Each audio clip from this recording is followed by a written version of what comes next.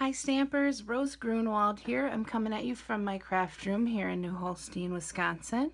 And today I've got a card to showcase for you that uses the Happy Birthday Gorgeous stamp set and a couple fun techniques. One is going to be the masking technique for this balloon. And then I'm going to show you how I made this really beautiful bow out of our new ribbon. So this card was really simple to put together. It would be a great one to play with different colors, especially now with all the new in colors coming out, and just a really easy card to have on hand that you can quick grab and send to someone for their birthday.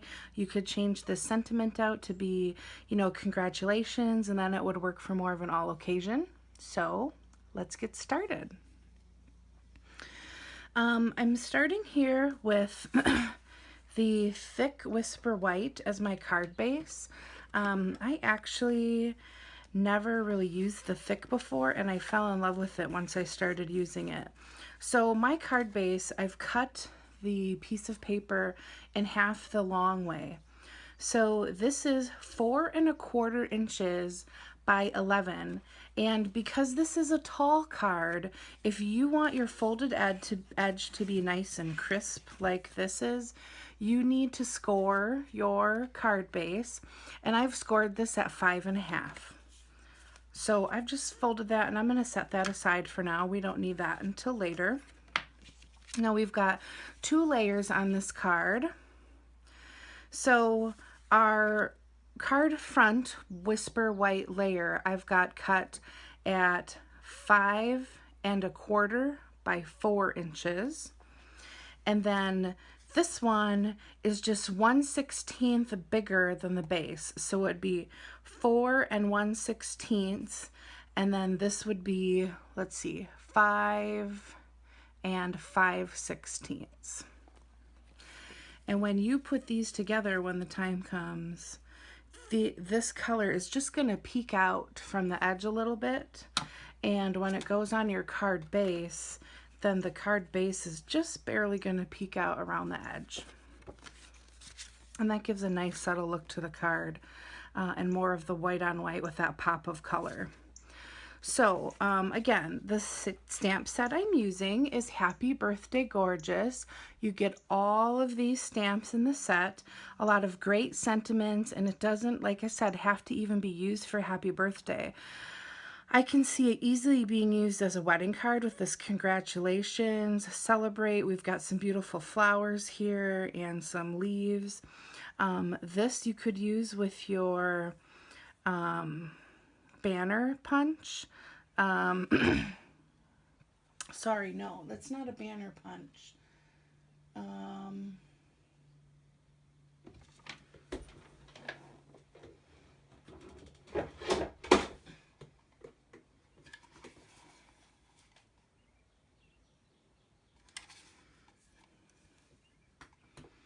This tag punch.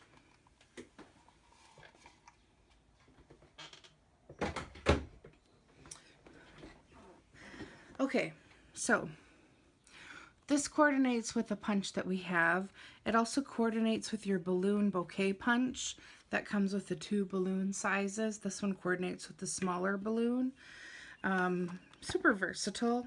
And then if you want to save 10%, you can bundle this, and it comes with this really cool stylized happy birthday die. I'm not using that on this card, but I'm sure I'll be featuring a card using this die soon and give you some ideas for that as well. So I'm going to set my berry, by the way, this layer is berry burst. I'm going to set that aside for now and get to stamping. So we're using Lemon Lime Twist and Berry Burst for our card today. And the first thing I'm going to do is take the balloon with, like, I will call it maybe confetti on it. Ink that up. And I'm just going to stamp that in the bottom right-hand corner. Now, these stamps are photopolymer. So I'm using a Stampin' Pierce mat underneath so that I can get a crisp, clean image when I stamp these stamps. If you don't have that Stampin' Pierce mat underneath, sometimes your ink has kind of these bald spots in it, and you don't get that nice, crisp, clean image that you're looking for when you stamp. Okay, so next I'm going to use the Hooray balloon, and I'm going to go right over the top of the lemon lime twist.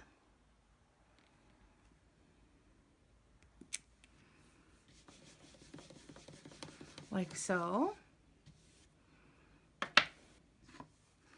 And then I'm going to come in here with some Memento black ink, and I'm going to stamp the tail on the balloon.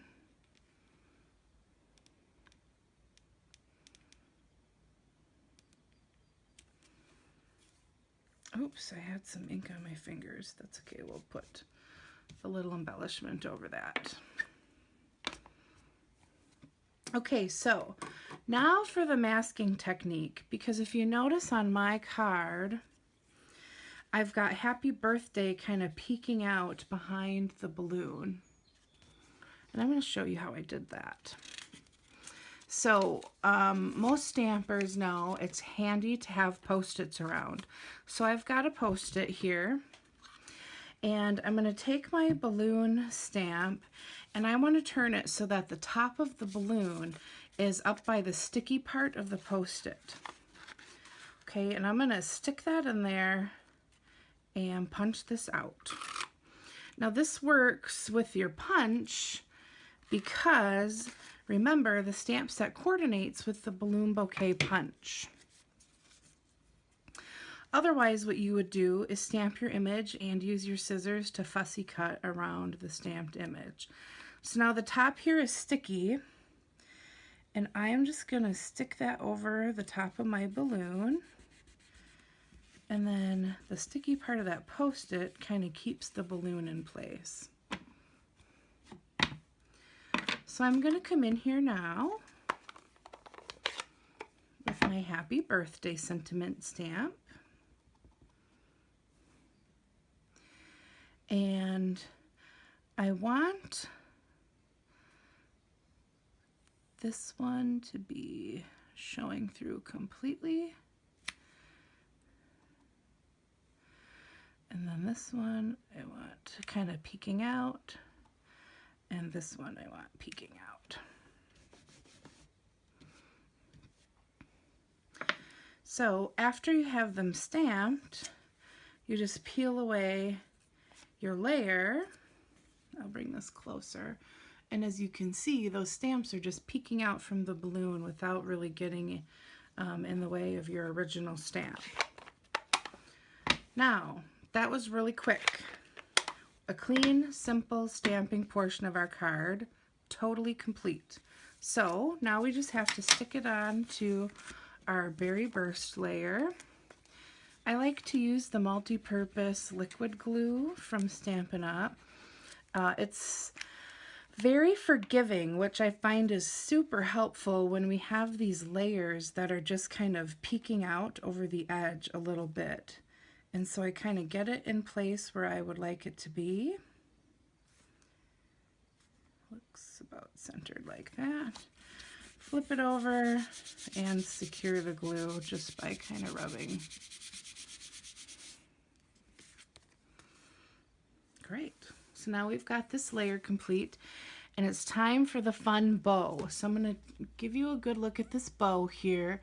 My light's probably casting some shadow, sorry about that, but we've got some kind of ruffles in this bow, and it's bunched together here with some linen thread. So the first thing I'm going to do is kind of measure out a piece of my ribbon that I'll use as the base for my bow. And what we'll end up doing is taping this behind our card like so to secure it.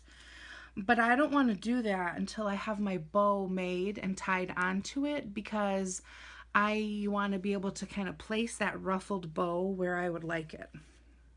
So I've got my base here, and then the next thing you're going to do is take your ribbon, and I'm going to want this cut at an angle. So I'm just going to do that right away so that I know what I'm working with. And you're going to fold your ribbon over itself, because eventually what you're going to do is gather it in the middle with your linen thread. And I like to see some layers on this bow, so when I go to do the next fold, I want to do it shorter than the first one before. And fold it again. And now this one I'm going to end up snipping, but for now I'm going to leave it until I get it all tied. I think what I'm just going to do is cut a little end off of it so it's easier to work with. Get my ribbon out of the way here. And then I'm going to grab my linen thread, and I'm just going to cut a piece of that off. And then I'm going to go into the middle of my bow that I made here and try and, it's easiest if you center your linen thread so you can get it kind of tight around. And I'm just going to start wrapping this linen thread around. Now I'm going to want this kind of knotted in the back. So I'm going to flip it over so that this long first cut piece is in the back. And then I'm going to grab the ends of my linen thread and pull tight. And then I'm going to start tying a simple knot. And as I secure the first part of the knot, it should really kind of tighten all these wraparounds that I've made.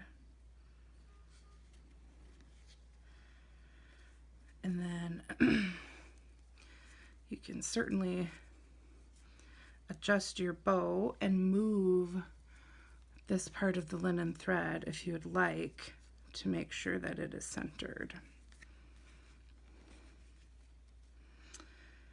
Okay, now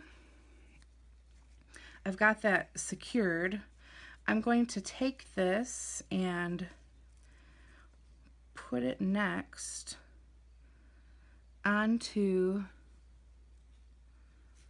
the bow that we're using as the base. And again, I just want to wrap it a couple times to make sure we have it nice and secure. And I'll flip it over because I don't want to see the knot.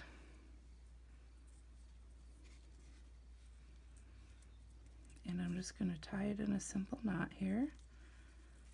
I've done so many of these, you'd think that I'm quicker at this by now.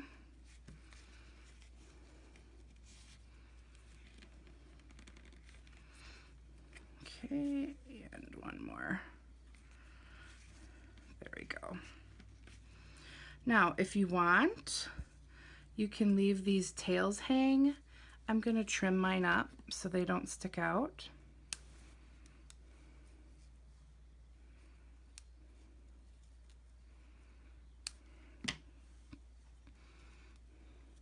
And remember, I left this extra kind of tail onto the ribbon here. The top layer, I'm gonna trim that up as well. This doesn't feel very centered to me, so I'm just gonna pull these layers through. There we go, that's much better. And here we have our bow. Isn't that cool? I love it. And now I just need to figure out where I want to put it, and I can kind of ruche this ribbon up like this. Give it some lift and dimension here. And I think that I'm going to want this more towards the center. So now I just grab my tape. figure out the height I want this at. I think this looks pretty centered. Flip it over and tape it down. I like to tape mine close to the edge of the card so that this part on the front is nice and tight. There's good tension in it.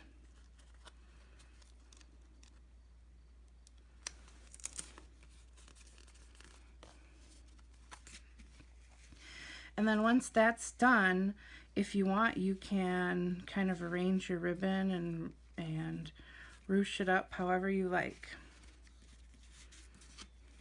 There we go. Now I felt like this card needed a little bit of this bright color here to balance it out. And so that is where, I'm going to get you a package of these here. That is where my glitter enamel dots came into play. These are, you know, you've got some greens. I think this is Old Olive and Berry Burst, Daffodil Delight, and Dapper Denim. And you've got all different shades of them. And so I'm just going to come in and use some of these. I want to cover up that black spot I made. So I'm going to use this dark one right here. And then I'll come in with a little bit smaller one here. And then I'm going to use one of these lighter ones. And bring that in up here, I think. Yeah, that looks nice. And now we're ready to adhere it to the card base. I'm going to do that with some dimensionals.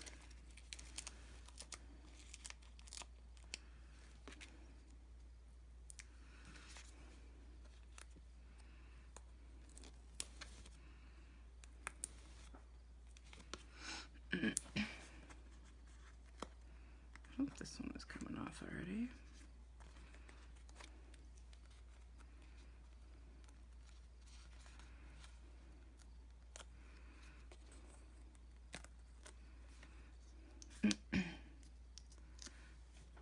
Okay, and now double check, make sure my card is open the right way. I just center this onto the card base.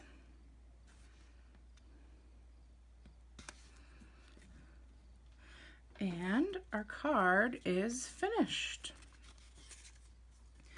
So that's a really simple, but I think beautiful card that'd be very easy to make a whole bunch of them and have on hand for a birthday or other happy celebration. Thanks so much for stopping by and checking out my video. If you don't have a Stampin' Up! Demonstrator, I would love to earn your business.